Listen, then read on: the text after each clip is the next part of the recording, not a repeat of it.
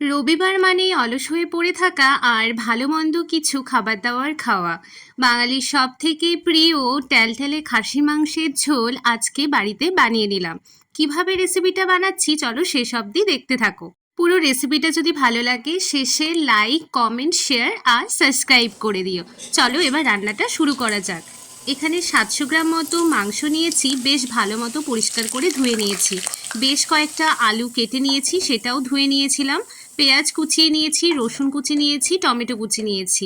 আর একদিকে শুকনো কয়েকটি মশলা নিয়েছি, তেজপাতা, দারচিনি, শুকনো লঙ্কা আর জিরে।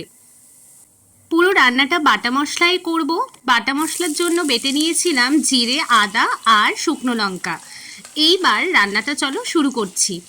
সর্ষের তেল দিয়ে দিলাম, বেশ ভালো করে গরম করে নিয়ে ফোড়ন দিয়ে দিচ্ছি শুকনো মশলাগুলো, তেজপাতা, শুকনো লঙ্কা, দারচিনি, জিরে। সুন্দর একটা গন্ধ উঠতেই এইবারে পেঁয়াজ কুচিগুলো দিয়ে দিলাম আর রসুনগুলো দিয়ে দিচ্ছি, দুটো গোটা রসুনও ব্যবহার করেছি দিয়ে দিলাম।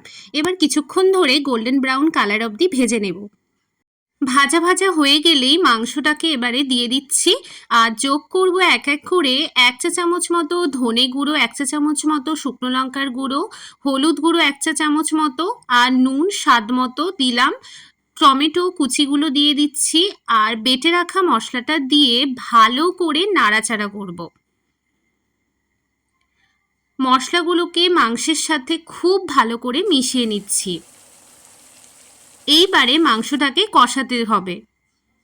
মাংসে বেশ কিছুটা পরিমাণে তেল ছিল, উঠিয়ে রেখেছিলাম, সেগুলো দিয়ে দিলাম আর ভেজে রাখা আলুগুলো দিয়ে দিচ্ছি। ভালো করে মাংসের সাথে মিশিয়ে বেশ অনেকক্ষণ থেকে কষাতে থাকবো।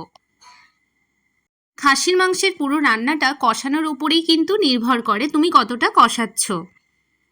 মাংসটা কষাতে কষাতেই যোগ করছি সানরাইজের মিট মশলার গুঁড়ো, ভালো করে মিশিয়ে নেব। আগে থেকেই জল গরম করে রেখেছিলাম, ঝোলের জন্য জল বেশ খানিকটা পরিমাণে দিয়ে দিলাম। সুন্দরভাবে জলের সাথে মিশিয়ে নিচ্ছি। এই মাংসের ঝোলটা একটু সুন্দরভাবে ট্যালট্যালে না আসলে যেন ভালোই লাগে না। এইবার ঢাকা দিয়ে দিচ্ছি সেদ্ধ হবার জন্য। বেশ অনেকক্ষণ ধরেই সেদ্ধ করব, যেহেতু খাসির মাংস টাইম লাগে সেদ্ধ হতে।